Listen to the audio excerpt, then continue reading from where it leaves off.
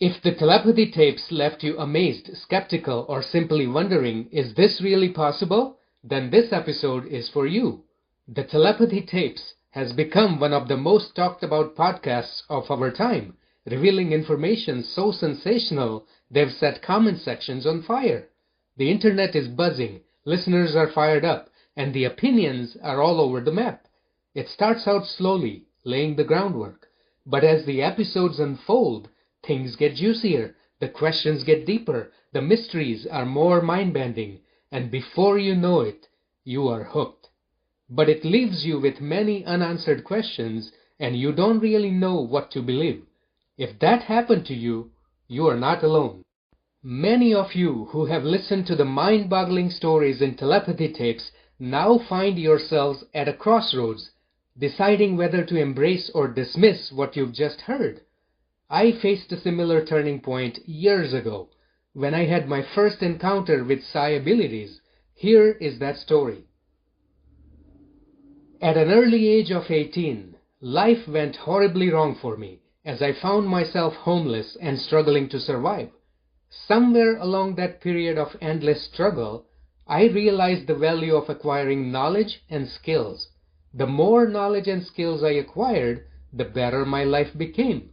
One day during this period, I set out to meet and learn from this unique individual who claimed to have abilities that were beyond what was considered normal. While I was curious to learn from him, I also had my doubts.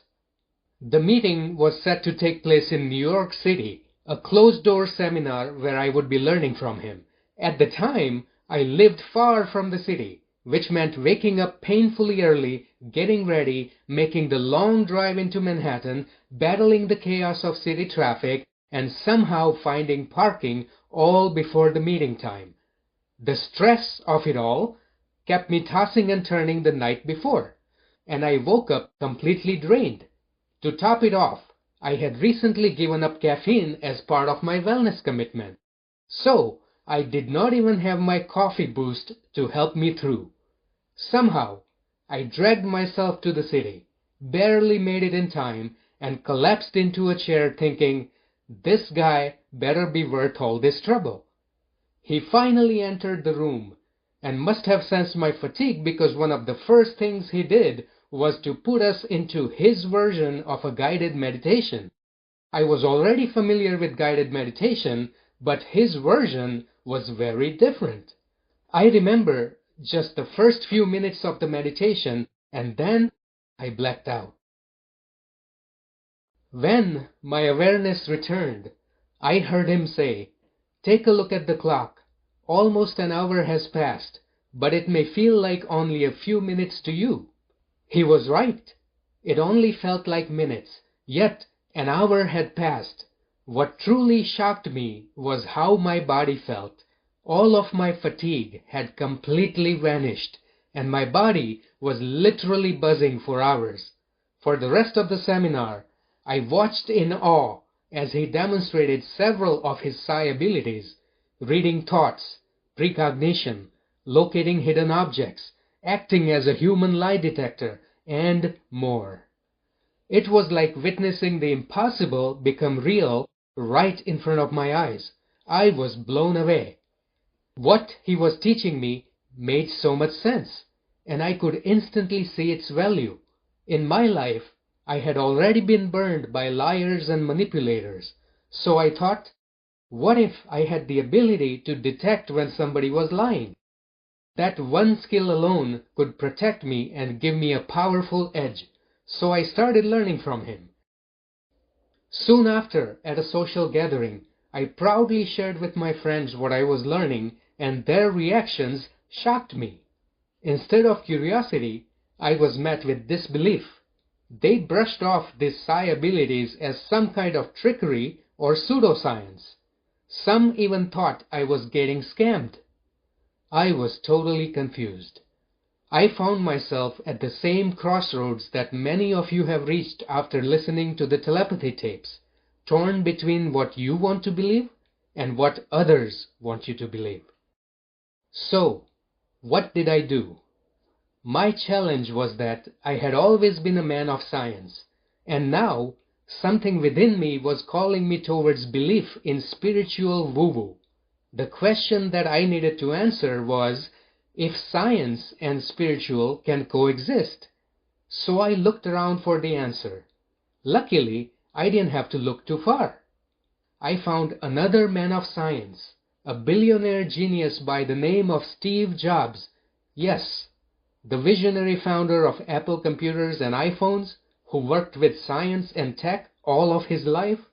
He was a bold, driven CEO by day and a deeply spiritual seeker by night. What most people don't know is that Steve Jobs credited much of his creative vision and personal philosophy to a single book, Autobiography of a Yogi by Paramhans Yoganand. He read it as a teenager, and it stayed with him for the rest of his life. In fact, it was the only book he ever downloaded to his iPad, and he made it a ritual to reread it once every year. And in a final act that speaks volumes, Steve Jobs arranged for every attendee at his memorial service to receive a gift, a simple brown box. Inside was a copy of this book. It was his last message, his final offering. Among those who received the book were some of the most influential figures such as Larry Page, the co-founder of Google, and Bob Iger, former CEO of Disney. I was very happy to learn this because Autobiography of a Yogi is not just a memoir. It's a revelation. It opens a window into a world where psi abilities are not myth but reality. This book recounts real-life stories of Indian mystics who displayed extraordinary abilities, some of which sound straight out of science fiction. There are detailed accounts of incredible levels of telepathy, precognition, levitation, bilocation, instant healing, clairvoyance, instant manifestation, material transmutation, and more. This book was basically the telepathy tapes of 1940s when it came out. To Steve Jobs, this wasn't superstition. This was frontier knowledge, a glimpse into the vast potential of human consciousness. It was clear from his achievements that his spiritual pursuits did not weaken his intellect, they enhanced it. His exploration of the mystical did not distract from his mission, it deepened it. The most important quote from Steve Jobs that I came across was, "Don't let the noise of others' opinions drown out your own inner voice. And most important, have the courage to follow your heart and intuition.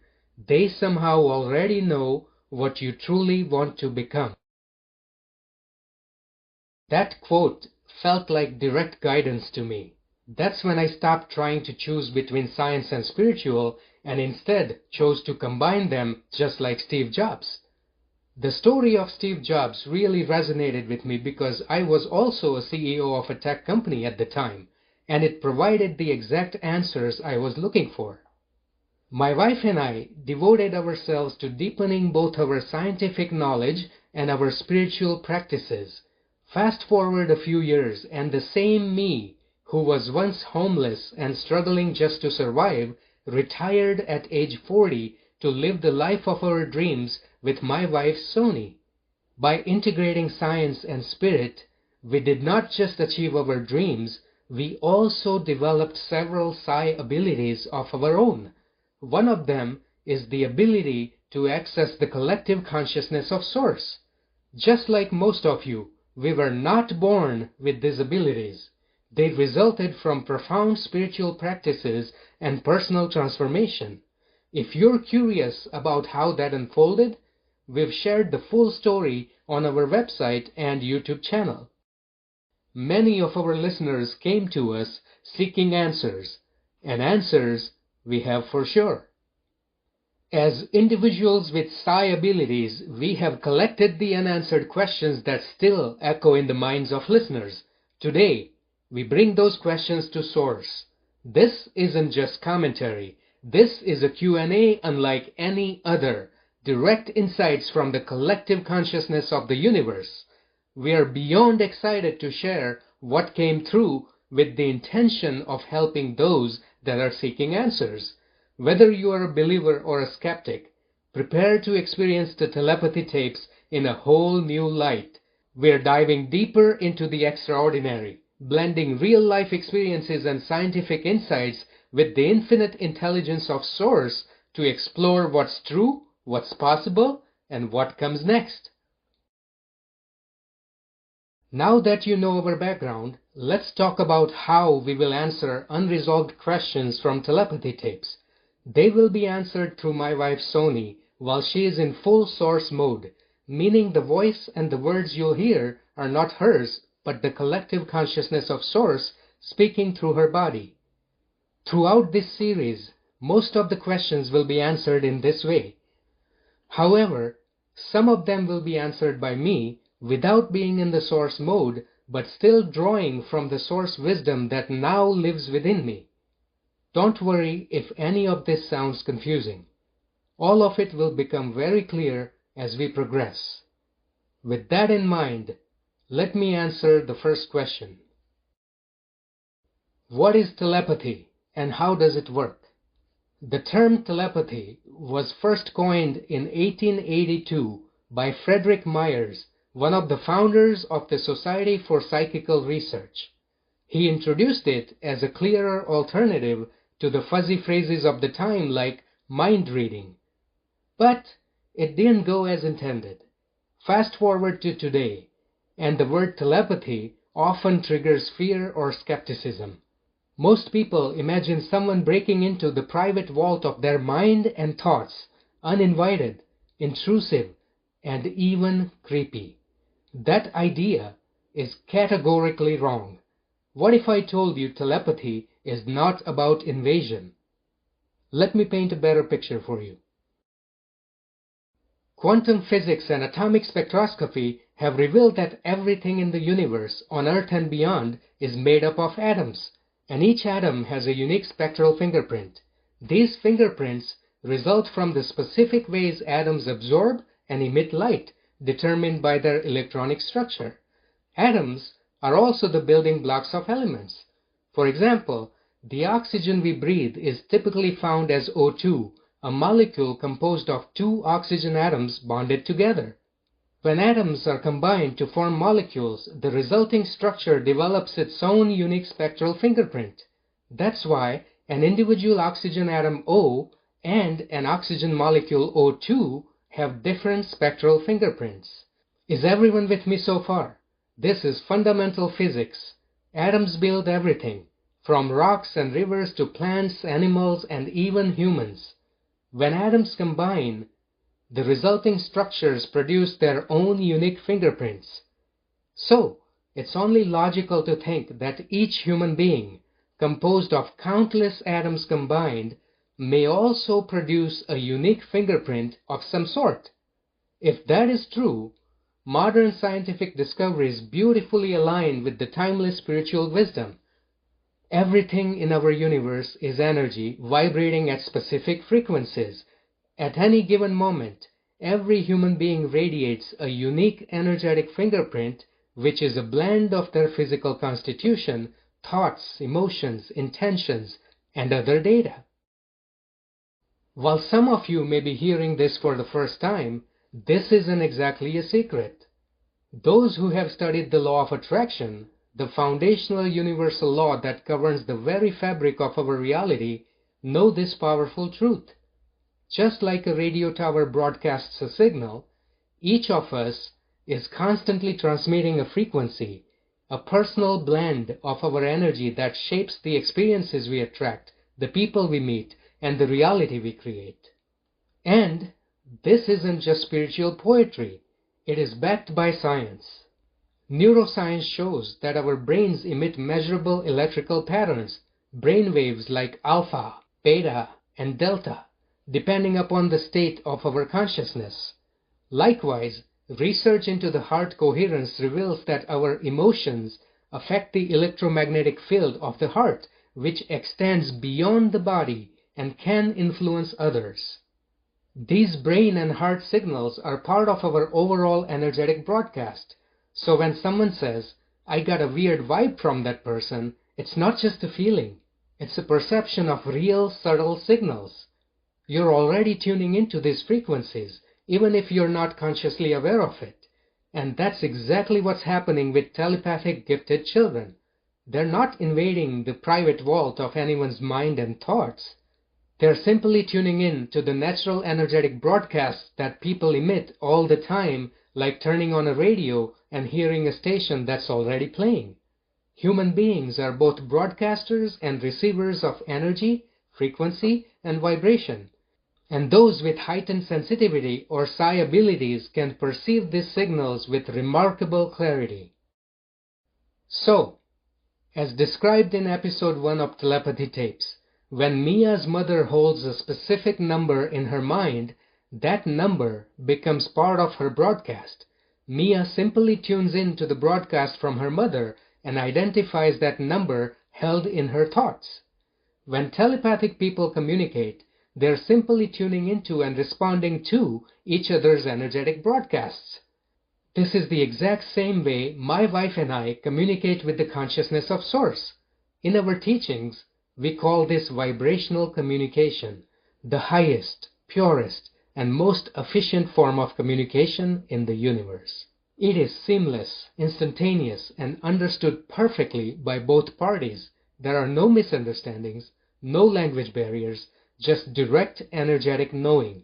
Not only it is powerful, it is the original language of the universe. With that in mind, let's turn to Source to answer the remaining questions as they speak through my wife Soni.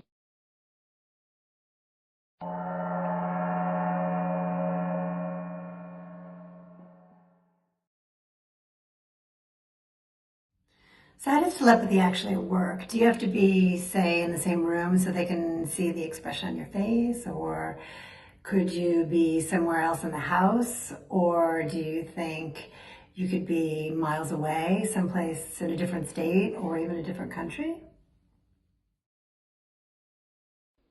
Imagine consciousness as a vast, infinite, and limitless ocean that embraces all of existence within it. Everything, everyone, every particle of the universe is connected. Every ripple of thought, intention, sensation, or awareness is part of that seamless universal flow. Telepathy does not rely on physical distance. The possibility exists for it to occur from anywhere in the universe. Thoughts, intentions, emotions are constantly being broadcast and travel instantaneously across the universe as soon as they emerge. Each human being is a broadcaster and a receiver of energy, frequency, or vibration, so the capability to communicate from anywhere in the universe exists. However, close physical proximity can significantly enhance the clarity and results of telepathic exchanges. When two individuals occupy the same space, their energy fields overlap, creating a subtle but potent exchange of information on an energetic level. This overlap forms a kind of shared and harmonious energetic atmosphere where thoughts, emotions, and intentions can flow more easily between them. Also, keep in mind, proximity also engages the physical senses in ways that deepens intuitive perception.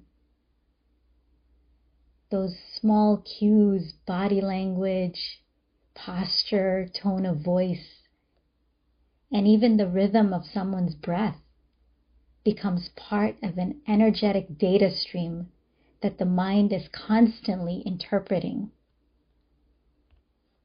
These sensory details may not be consciously noticed, but they create a fertile ground for deep mental attunement. When those with spiritual gifts have the necessary elements like heightened awareness, close proximity, and energetic harmony with the person, it profoundly enhances their ability to clearly interpret the vibrational broadcast of the other.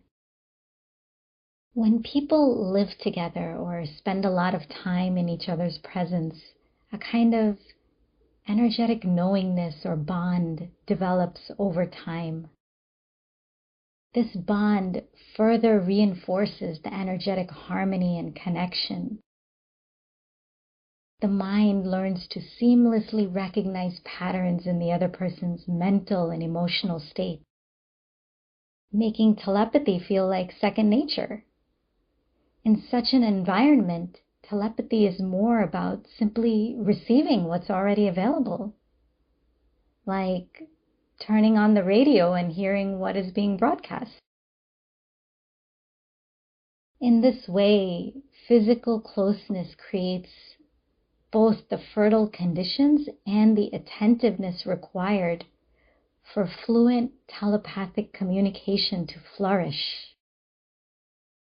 Even neurotypical beings can have some of these experiences. A very familiar example is when you think of someone and the next thing you know, they call you soon after. Or when a person has a strong feeling that something is wrong with a loved one and it turns out to be true. Or when two friends show up to an event wearing almost identical outfits without even speaking or planning it in advance. Everything in the universe, in terms of vibration, is eternal and ever connected. Consider that at any given point, all life on earth is in essence right next to you, connected, omnipresent, and for those that are sensitive tuners of energy, the possibility exists to tune into the broadcast of anyone on planet Earth at any time, regardless of their location.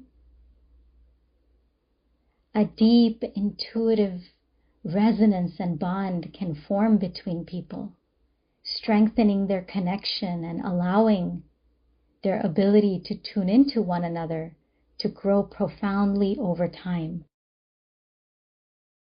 Human beings have infinite potential, and it is just now that these layers of magnificence are starting to become known. This is not even the tip of the iceberg. Humanity is in for quite a treat because this is only the beginning of the beginning. I'm so curious. Why is Mia telepathic with her mother, but not others? Mia is in the early stages of discovering her spiritual gifts. She has already begun to telepathically sense and interpret her mother's thoughts. It is a profoundly powerful ability that is gradually unfolding. These gifts are ever evolving, open-ended, and are developing over time, shaped by a deepening sense of inner awareness. At the heart of Mia's gift shines one of the most powerful connections ever known, the bond between a mother and child. This connection is more than emotional. It is biological, energetic, and spiritual. It begins in the womb and carries through birth, childhood, and beyond. It is like a golden thread of energy linking them across time and space. This bond can be referred to as pure resonance. This powerful connection is one that allows for a deep and intuitive understanding long after birth. For Mia, this beautiful connection has laid the ideal groundwork for her to discover and develop her gifts even further. Her mother's pure love, focused attention, and clear mindset create a balanced environment where Mia feels safe, at ease, and supported. Within this harmonious space, she can clearly sense and understand her mother's vibrational broadcast. It is a wonderful exchange of energies. What's more, Mia is not limited to just this one connection. She has within her the capability to be telepathic with others as well, as long as they are open, willing, and energetically aligned. Beings like Mia with a heightened spiritual awareness are like finely tuned instruments. They can detect even the smallest emotional or energetic shifts. That is why clarity, mutual intention, and loving energy are so important. If the energy is confused or unkind, it can feel like static and be very uncomfortable for them. For a true, loving, and seamless telepathic connection to happen, 3 key ingredients can assist with accelerating the process: a mutual desire to connect, harmonious and loving intentions, and clear, focused thoughts and presence. This kind of connection isn't exclusive to only those born with spiritual gifts. Many of you have felt something like it. Think about when you feel someone looking at you from across a room, and you instinctively turn around and meet their gaze. Or when you exchange a glance with someone and instantly know what they're thinking without a single word being exchanged. There is that shared moment of recognition, a silent communication that happens through energy and emotion.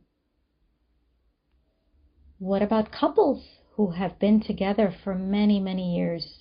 They often show this type of connection. They may finish each other's sentences or simply know what the other is feeling. It is the result of long-term energetic attunement. Their shared experiences, love, and attention to one another have created a deep vibrational harmony that allows for this type of unspoken communication to take place. What Mia is experiencing is not unnatural. In fact, it is a natural part of being energetically connected with others. The more aligned and open human beings are with one another, the easier it becomes to communicate on this deeper, more energetic level. It is not just about words, it is about vibration, presence, and love.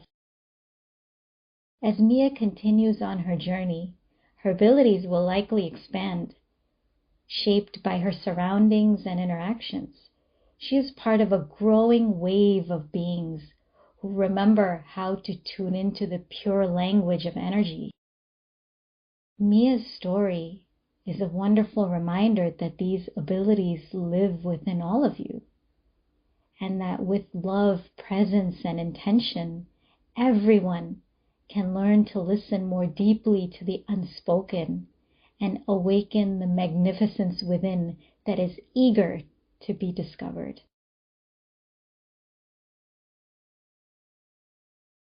Can you please explain how autistic savants are able to acquire skills with little to no formal training? It is important to recognize that the universe consists of the physical time-space reality, where you are currently focused, and the non-physical vibrational realms that exist beyond ordinary perception. These realms are often described as being separated by a veil, a metaphor for the illusion of separation that allows consciousness to engage fully with the physical experience. This illusion allows for life to be explored through a specific vantage point that provides a rich, immersive, and dynamic experience. Despite this perceived illusion of separation, the physical and non-physical realities are not separated at all. In fact, they are intricately interwoven. With awareness, attunement, and intentional practice, one can begin to perceive the subtle threads that connect both realms. These may arise as intuitive insights, energetic shifts, or spontaneous moments of inspiration. These experiences are profound glimpses into the deeper unity that underlies all of existence. Ultimately, everything and everyone is part of a single eternal web of consciousness. The true nature of reality is interconnectedness and pure resonance. In the physical time-space reality, skills are developed through a structured process by absorbing information through the physical senses, like reading a book, listening to an audio, watching a video, perhaps taking a course, or receiving verbal instructions and then practicing. These methods gradually build a neural network and muscle memory, embedding the skill into the awareness. Here's an example.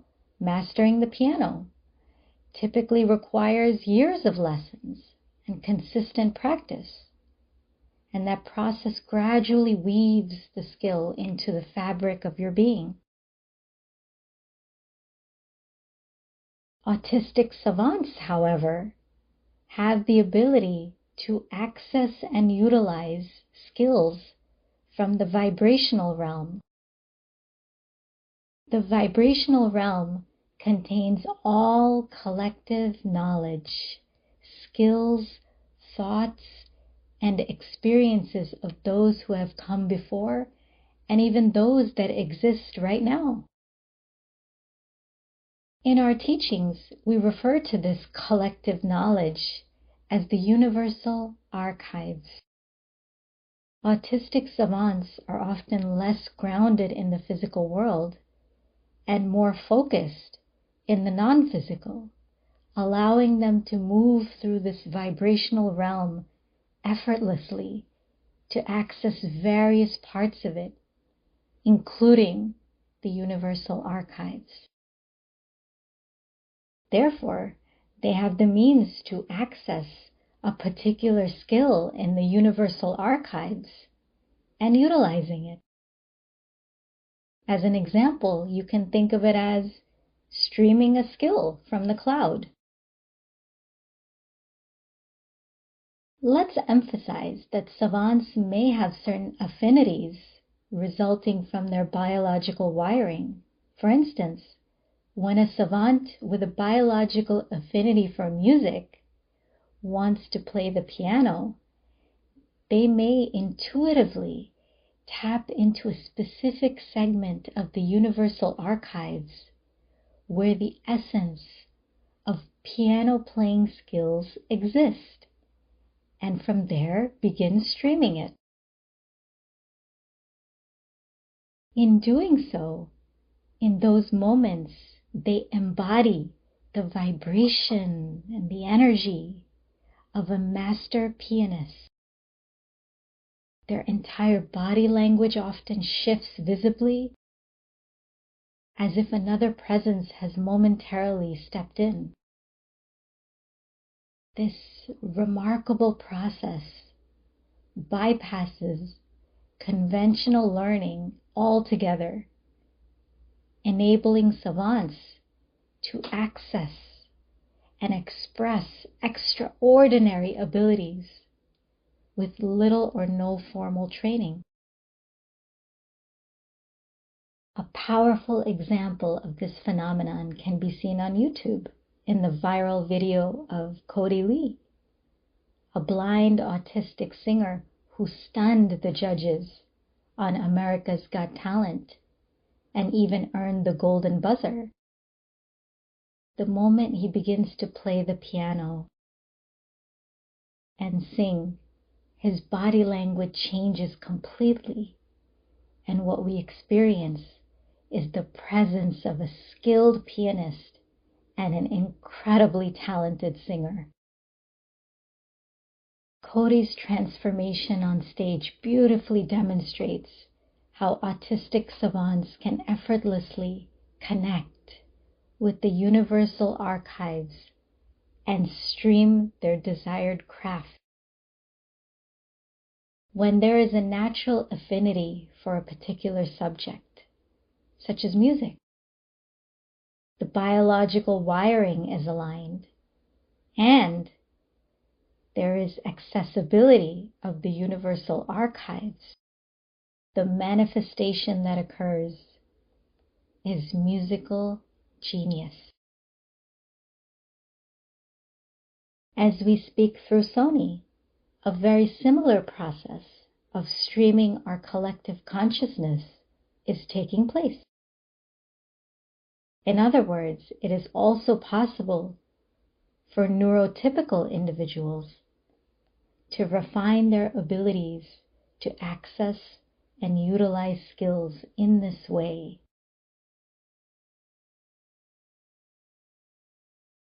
Hi, Soni, Matt, and Source. My question for you is wondering why these gifted beings prefer telepathy over other forms of communication. Thank you so much for answering my question. This is a pivotal moment in the evolution of humanity, a new method of deep connection that is rooted in sincerity, clarity, and authentic expression is emerging to help attune your hearts and minds to a greater understanding of what is truly possible. Telepathy, or as we call it, vibrational communication, is the purest form of communication. It is direct, it is transparent, it is truthful, an exchange from one soul to another.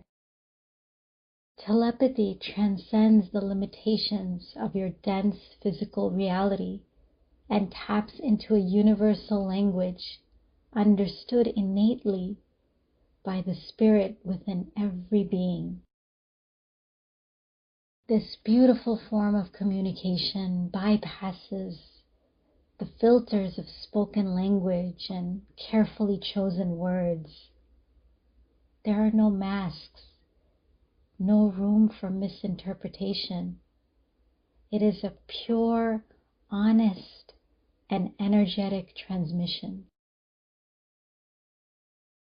While speech remains a beautiful and valuable means of expression, telepathy allows you to go deeper, to connect beyond words, beyond appearances, into a realm where truth resonates without any distortion. It reminds you that you are and always have been profoundly connected. To cultivate this ability, it is vitally important to first quiet the mind, listen to what is happening within, and in essence, surrender to the expansive and limitless nature of consciousness. As telepathic awareness comes to the forefront, what it signals is a collective readiness to release limiting beliefs and embrace the vast, untapped potential that resides within everyone. This is truly a pivotal moment in the evolution of humanity. A profound and undeniable shift is taking place. This shift is asking you to listen, not just with your ears, but with your hearts. To attune your awareness to something more subtle, more refined. To open yourselves to a broader understanding of who you are, what you are capable of, and of how deeply you are all connected.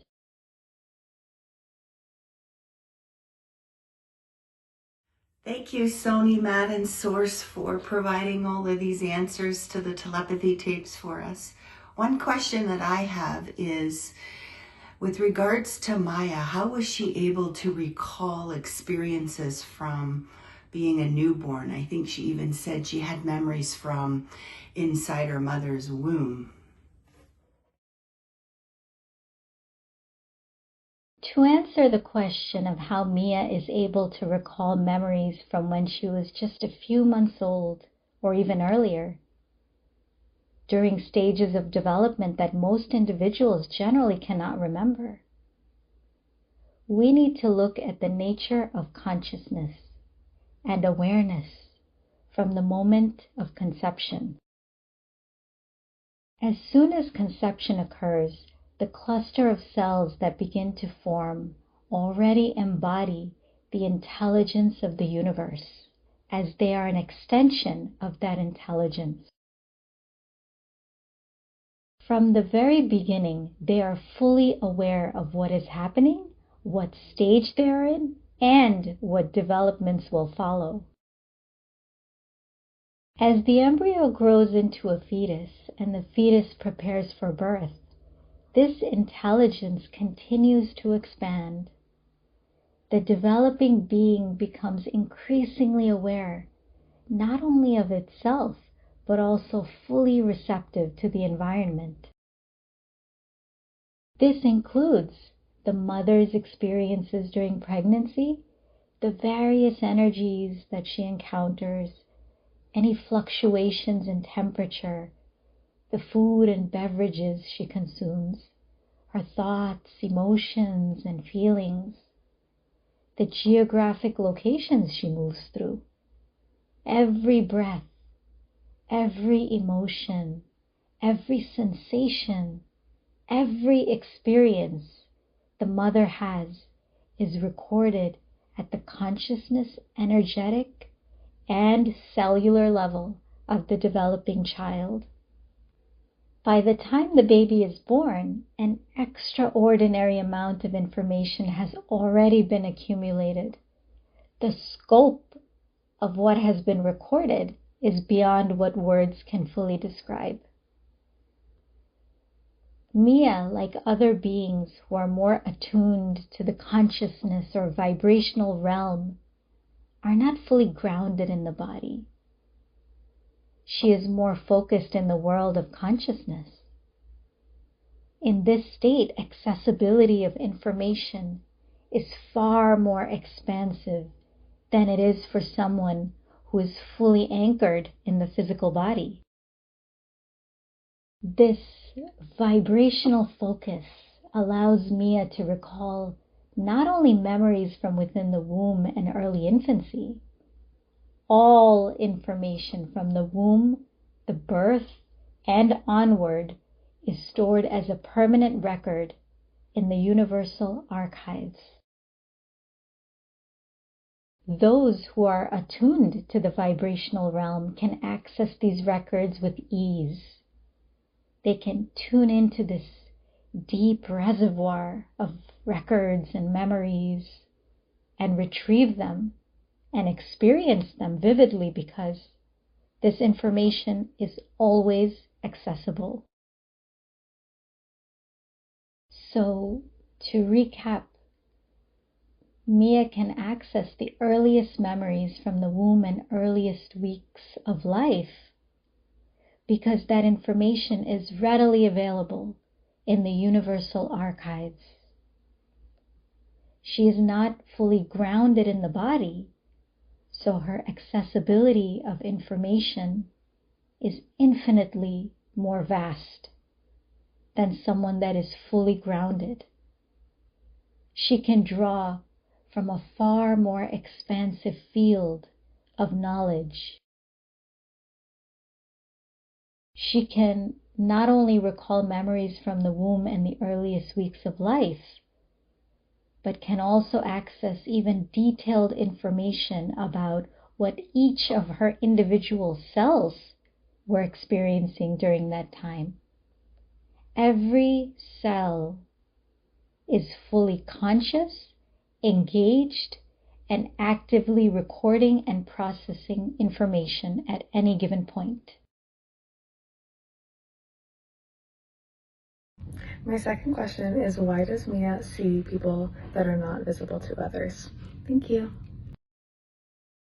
It is essential to remember that you are all part of one universal consciousness. You are all eternally connected, and the separation in the physical world is simply an illusion, so that life can be experienced through a specific lens. All information is part of one universal library, and beings like Mia, who are calibrated differently, can observe energies that are typically outside of the spectrum that is visible to neurotypical human beings. Everything is energy. Everything is consciousness. And beyond this physical stage is an infinite and boundless cosmos of love, light, knowledge, and beauty just waiting to be accessed. Not all forms of energy are visible to the human eye. What is visible to neurotypical human beings is only a tiny sliver of the full electromagnetic spectrum. Beyond this range exists many other frequencies like radio waves, microwaves, X-rays, and each one is vibrating at different frequencies and carries different forms of information or energy. Human beings cannot see radio waves, yet they are all around, carrying music, conversations, and data beautifully through the air. There are X-rays that have a much higher frequency and can even pass through the body to capture images. These are real and impactful energies just beyond the range of human sight. Just because something is not seen or heard does not mean it isn't there. Frequency, vibration is fundamental to the structure of the entire universe. Thoughts, emotions, sounds, everything has a different frequency. This question, this topic, illuminates the expanding awareness of energies that extend beyond the physical senses. Mia is rooted more in the world of consciousness, so her access to information is much broader than someone that is fully rooted in their physical body. Her unique calibration, heightened awareness, and refined sensitivity to energy and frequencies allow her to perceive far beyond the material world. This intuitive perception reaches even those who have left this world and have shed their physical bodies and crossed over into the non-physical realms. Even though these beings no longer exist in a tangible bodily sense, their essence, the pure version of who they were, continues to exist within what we've described as the universal archives.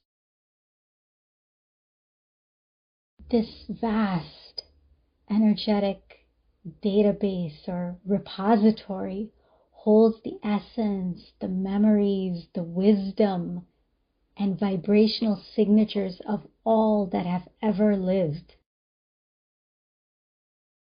No one ever truly disappears. They merely transform. Life has not ended for those that have left their physical bodies. They've simply transmuted. An example is just as ice can change to water and can also become a vapor that might not be visible, the body too shifts into another state of being and are still accessible to those like Mia that are attuned to these energies. When a being like Mia is less rooted in the physical body and more attuned to pure consciousness, their perception and awareness stretches across time and space. They begin to access the layers and realms not yet known to those that are fully rooted in the physical world. Beings like Mia feel deeply, they sense powerfully.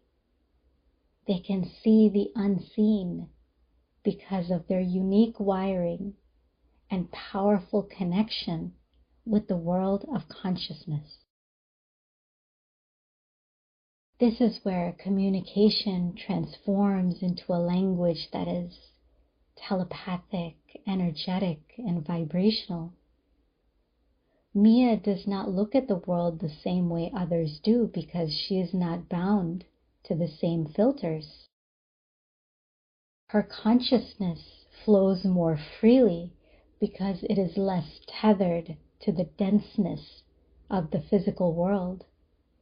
It is more open, receptive, and has access to the knowledge of the universe. These are truly exciting times, an era where hearts and minds are called to expand beyond the seen and into the infinite possibilities that exist.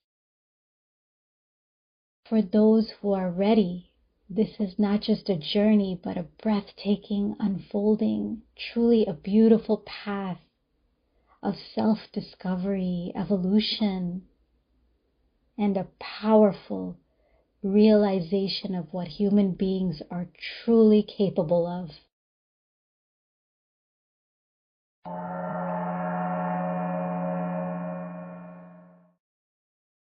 Thank you, Source, for the clarity you have provided. That's it for the questions from the first episode. We hope you learned something valuable. Now you might be wondering, do we all have psi abilities? The good news is that we are all equipped with the hardware. The bad news is that if you were not born as a sensitive tuner of frequencies, then you have to develop that capability using a systematic process like we did. To be honest, in year 2025, if you're not already familiar with the law of attraction or developing your psi abilities, you're already missing out. Those who understand the fundamental laws of the universe and possess even the beginner-level psi abilities have a significant advantage. The truth is, most high achievers, people who not only reach their dreams but exceed them, have mastered at least one of these powerful skills. If you're looking to master both, then you've come to the right place.